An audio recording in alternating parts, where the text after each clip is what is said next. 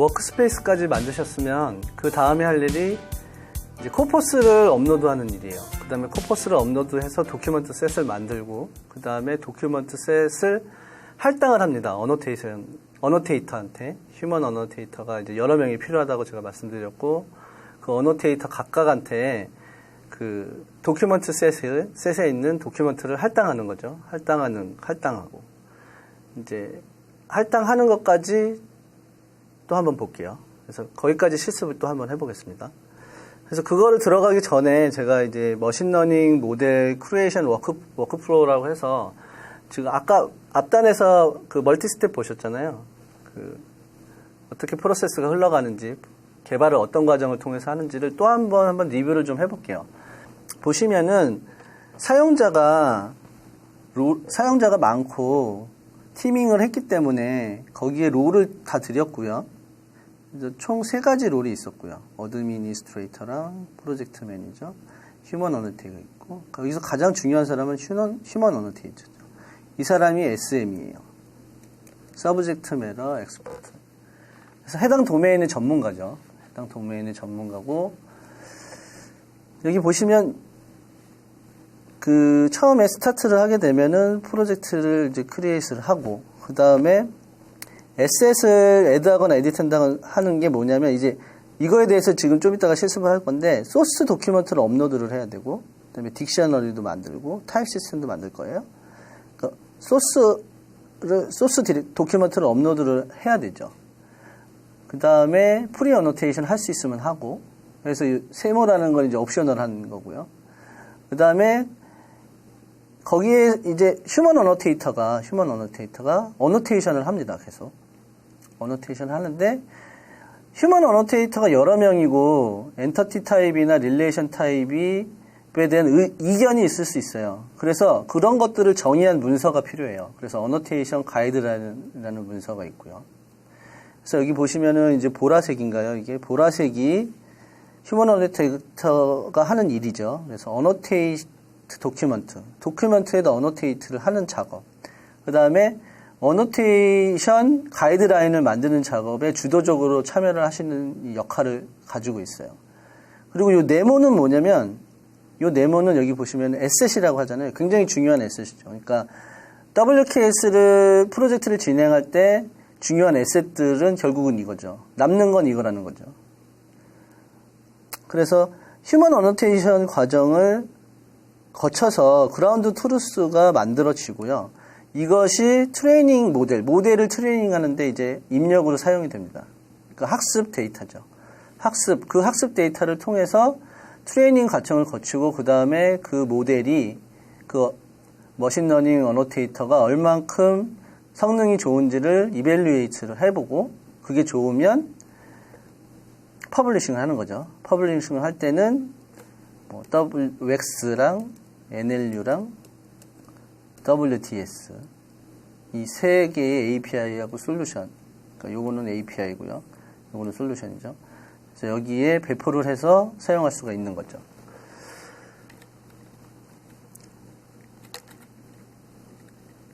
이제 이 장표는 뭐냐면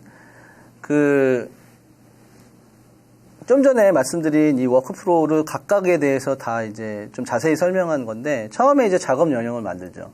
작업 영역을 만든 다음에 소스 문서를 업로드하고, 타입 시스템을 정의를 하고, 딕셔너리도 필요하면, 이건 옵셔널인데, 이 프리 어노테이션 하기 위해서 필요한 거라고 제가 말씀드렸잖아요. 그 딕셔너리도 있으면 만들고, 이런 작업을 하게 되고, 그 다음에 이 딕셔너리를 가지고 문서에 사전 어노테이션을 하는 거죠. 근데 얘는 이제 선택사항인 거고, 그러니까 프로젝트 초반에는 이게 바로 나오지 않아요. 그러니까 진행되면서 이런 딕셔너리가 필요하겠네. 뭔가 반복되는 단어들이 계속 나오거나 엔터티 타입들이 계속 나오면 딕셔너리화 하면은 프리 어노테이션 과정을 거쳐서 이미 어노테이션을 한 상태에서 어느 정도 한 상태에서 휴먼 어노테이터가 어노테이션을 시작할 수 있으니까 훨씬 시간이 이제 단축되는 거죠. 이제 그런 거라고 말씀을 드렸고. 그 다음에 이제 실제적으로 프리 어노테이션을 하고 나서, 혹은 안 해도 되지만, 그 이후에 하는 게 이제 휴먼 어노테이터가 문서에 대한 어노테이션을 실제로 하는 것이고요. 그 다음에 이 과정을 거치면 이 과정에서 이제 여러 명의 휴먼 어노테이터들이 이제 이견을 가지고 있기 때문에 그 어노테이션 가이드라인, 그 다음에 IAA, 아까 말씀드린 인터 어노테이터 어그리먼트라는 과정을 거쳐서 매크로 어널리시스, 그 다음에 마이크로 어널리시스를 하면서 서로 합의를 보는 거죠. 어저스티케이션이라고 하는데 뒤에 또 설명하는 장표가 나옵니다. 그래서 그 과정을 거쳐서 그라운드 트루스를 만드는 거죠. 문서에 대한 판정 및 습격을 하는 거죠.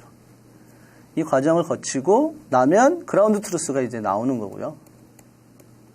트루스가 나오고 이게 머신러닝의 트레이닝에 입력이 되는 거예요. 학습 데이터가 돼서 모델 학습을 하고 모델 학습을 하고 나서 모델을 평가를 하고 그 다음에 평가가 안 좋으면 다시 어느 부분이 안 좋은지 판단해서 그 부분을 반복해서 진행을 하고 그러고 나서 또 학습을 하고 모델 평가를 한 다음에 이제 뭐 만족할 만하면 이제 모델을 디플로이 하면 되는 거죠. 그래서 이제 여기서 할 실습은 뭐냐면 이제 도큐먼트를 그러니까 코퍼스를 이제 임포트하는 과정을 좀 설명드리려고 하는데 이게 결국은 도큐먼트 셋을 만드는 거예요. 도큐먼트 셋이라고 하는 이제 WK에서는 그거를 업로드된 코퍼스를 도큐먼트 셋이라는 그 개념으로 관리를 해요. 그래서 도큐먼트 셋을 만드는데 그럼 어떤 종류의 그 도큐먼트 형태를 올릴 수 있냐면 이 네 가지 종류의 형태가 있는데 이제 저희는 실습은 이제 텍스트 파일을 할 겁니다. 근데 다 UTF 파일 형태로 되어 있어야 되고요. 한글 문서가. 그다음에 텍스트 파일 외에도 CSV 파일 형태로 돼요. 근데 텍스트 파일은 뭐 예를 들어서 10개, 100개 뭐 이런 게 단위로 있을 거고 얘는 CSV 파일은 하나로 만들 수 있죠. 한 100개의 문서를 CSV 파일 하나에 넣고 첫 번째 로에는 이 문서명을 넣고요. 두 번째 로에는 이 바디, 문서의 내용을 넣게 되는 거죠. 그래서 하나로 만들어서 한꺼번에 임포트를 할 수가 있습니다. 그 다음에 나머지 이 두 개는 웩스에 있는 어떤 문서를 임포트하는 방법에서 여기에 대해서는 오늘 실습을 하지 않겠지만 이것도 가능하다는 거 알고 계시면 되고요. 여기 팁에 보시면 여기가 약간 좀 중요할 것 같아요.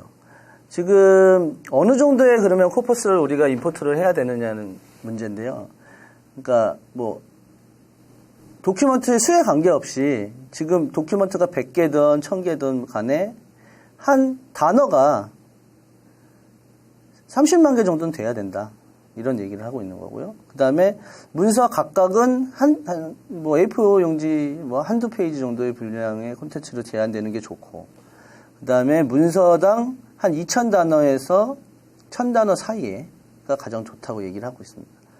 그 다음에 문서 각각의 그 문서의 내용은, 바디에 있는 내용은 가능한 한 모든 데이터 타입, 그러니까 엔터티 타입, 그 다음에 역할, 그 다음에 릴레이션이 전반적으로 분포가 잘 되어 있는, 그러니까 내가 예를 들어서 엔터티 타입이 10개면 10개가 고루 분포되어 있는, 릴레이션도 고루 표현이 여러 가지 방법으로 잘 되어 있는, 다양한 방식으로 그 표현이 다양하니까요. 릴레이션을 표현하는 거 방식, 패턴이 다양하니까 그런 것들이 전반적으로 분포가 좋은 거, 이런 것들을 선택을 하셔야 되는 거죠.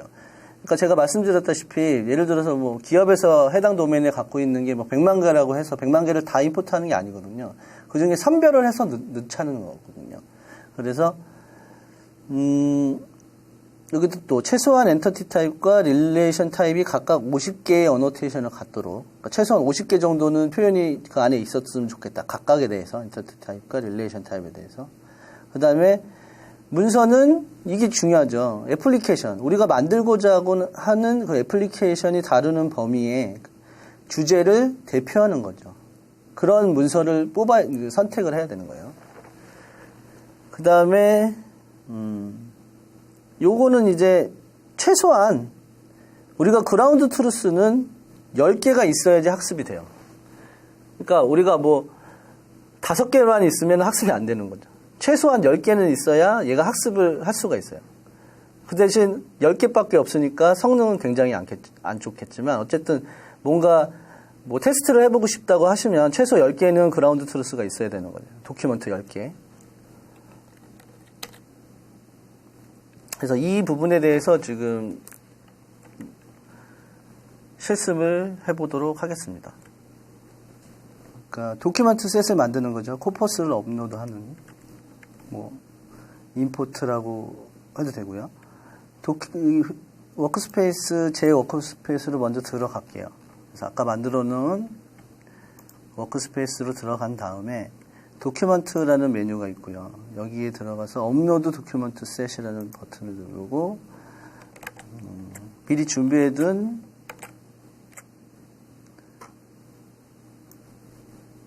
파일들, UTF 파일 형태의 텍스트 파일이고요. 뭐 잠깐 볼까요? 몇 개? 뭐 이런 식인 거죠. 이런 문서들을 집어넣는 거죠. 여기다가 드래그 앤 드롭 하시면 만약에 이게 어떤 타입이 안 맞거나 혹은 텍스트 파일이 그러니까 WKS에 업로드 할 수 있는 혹은 임포트 할 수 있는 이런 형태가 아니면 에러가 나요. 여기서 빨간색 에러가 났는데 지금은 뭐 문제 없는 파일만 제가 선별해 왔기 때문에 에러가 안 나고요. 그 다음에 올린 다음에 업로드 하시면 됩니다. 업로드 버튼 누르면 이제 도큐먼트 셋이 하나 만들어지고 클릭하고 들어가시면 아까 제가 그 넣었던 문서들이 몇 개인가요? 하나, 둘, 셋, 넷, 다섯, 여섯, 일곱, 여덟, 아홉, 열인가요? 16개의 문서가 이제 올라가 있는 거죠. 올라가 있고 다시 도큐먼트 셋에 가시면 이게 이름이 좀 안 좋은 것 같아요. 랜덤하게 16개의 문장의 그 문서 이름 중에 하나를 선택한 것 같은데 요거를 좀 알기 쉽게 바꿀게요. 그래서 예를 들어서 뭐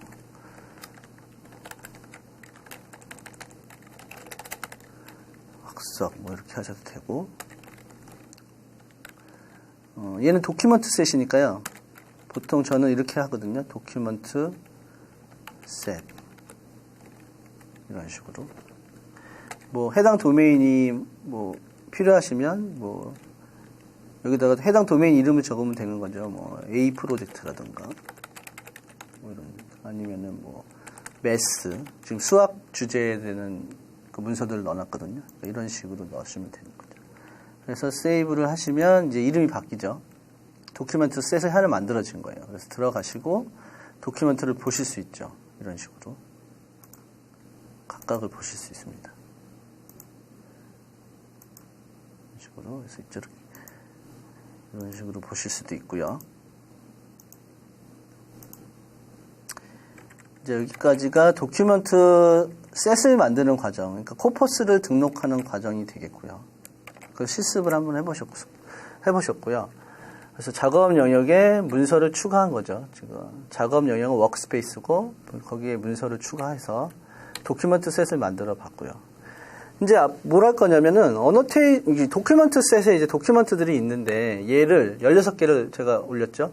그거를 도큐먼트 그러니까 휴먼 어노테이터한테 할당을 해줄 거예요. 근데 아까 말씀드렸다시피 3명은 필요하다고 했잖아요. 최소한. 그래서 저 포함해서 아까 처음에 등록한 그 두 명한테, 그러니까 총 3명한테 이 도큐멘트 셋을 할당을 하는데 문제는 뭐냐면 예를 들어서 16개의 문서를 3으로 나눠서 3등분 해가지고 그거를 서로 다른 문서를 할당하는 게 아니라 여기서처럼 이렇게 어떤 문서들은 오버래핑을 해야 돼요. 즉 1번 만약 2명한테 나눠준다고 할 때 그러니까 총 3개의 문서가 있고 도큐먼트 셋에 3문서가 있고 그거를 어노테이터 2명한테 나눠준다고 한번 생각해 볼게요. 이렇게 1번 문서는 어노테이터 1번한테 갔지만 3번 문서는 어노테이터 2번한테 갔고요. 근데 2번 문서는 1번 어노테이터랑 2번 어노테이터한테 똑같이 가요. 그러니까 이런 식으로 오버랩을 해서 줍니다. 결과적으로 뭐냐면 같은 도큐먼트를 여러 명의 어노테이터가 어노테이팅을 하는 거죠. 그러니까 아까 말씀드렸다시피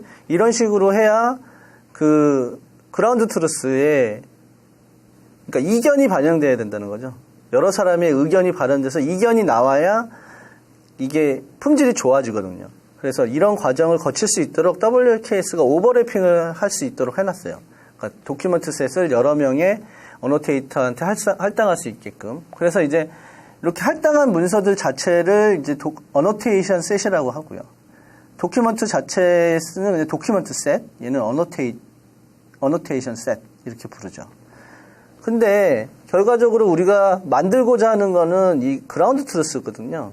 그러니까 날 문서에 아무것도 어노테이팅이 안 돼 있는 코퍼스에 그 휴먼 어노테이터가 뭔가 라벨링을 한, 태깅을 한 그 특정 도메인의 엔터티 타입과 뭐 릴레이션 타입을 태깅을 한 거죠. 그 결과물이 이제 그라운드 트루스인데 이거는 사실은 4개가 나와야 되는데, 그러니까 1번 어노테이터가 1번 문서, 2번 문서에 대해 했고, 2번 어노테이터가 2번, 3번 했으니까 총 4개가 나오는데, 2번 어노테이터가 2개가 있잖아요. 근데 그거를 합의를 보라는 거죠. 네가 맞냐, 내가 맞냐, 아니면 둘 다 틀렸냐, 다시 해야 되냐. 이런 거죠. 그래서 둘이 어떻게든 그라운드 트루스는 2번에 대해서 하나가 나오도록 하라는 거죠. 그래서 결과적으로 그라운드 트루스는 도큐먼트 셋 올라간, 그러니까 임포트한 그 도큐먼트 셋의 개수랑 똑같이 3개가 나와야 된다는 거죠. 이제 그것을 설명한 거죠, 이게. 이 표들이. 설명한 것이고, 여기 보시면 이제 도큐먼트 셋이 어노테이터, 데이브라는 어노테이터한테, 얘는 이제 필이라는 어노테이터한테 할당이 되고, 그거에 대해서 각각 어노테이션을 하는데, 2번 도큐먼트가 겹치죠. 그래서 그것을 해결을 하라는 얘기죠. 그 해결하는 과정이 어저스티케이션이다. 그리고 해결하는 과정에서 이견이 있을 때 어떤 표준이 있어야 되기 때문에 아까 말씀드린 그 어노테이션 가이드라인이 굉장히 중요하고 프로젝트를 시작하는 시점에 처음 만들어서 계속 이제 변하겠죠. 그 가이드라인이 합의를 보는 과정에서 이게 맞다 저게 맞다 이런 경우는 저렇게 하자 엔터티 타입을 A가 맞다 B가 맞다 뭐 이런 식으로 해서 합의를 볼 수 있는 어떤 표준 룰을 정하는 거죠. 말하자면 그 합의 보는 룰을 그런 문서가 이제 그 어노테이션 가이드라인이 되겠고요. 그 과정을 어저스티케이션이라고 보시면 됩니다.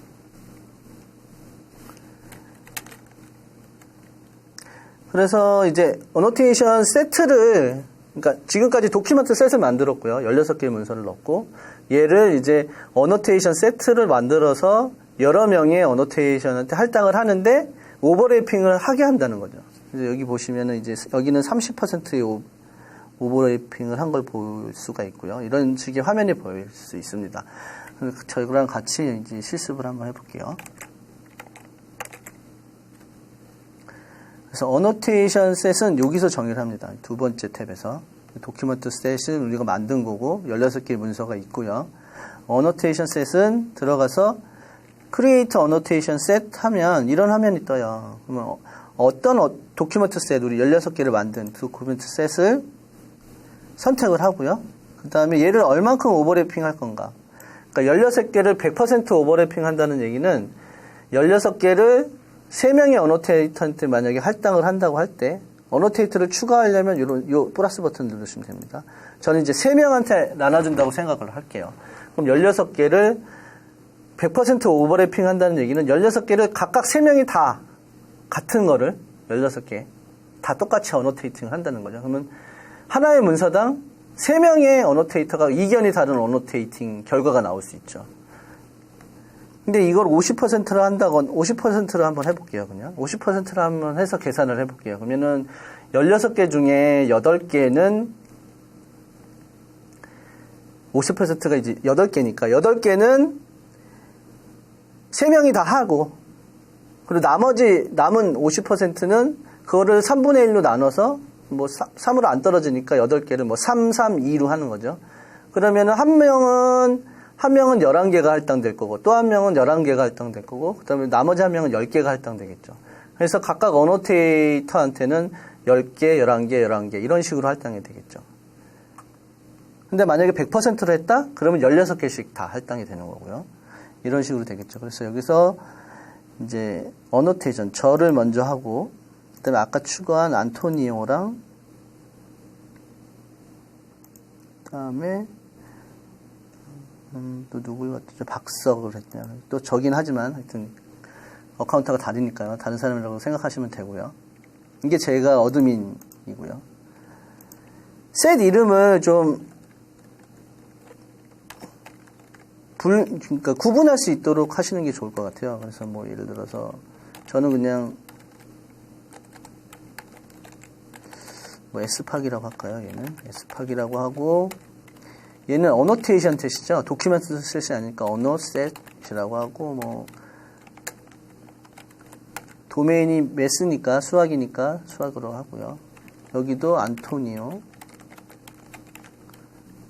어노테이션 셋 매스 이런 식으로 이름 뭐 팍이라고 할게요. 그냥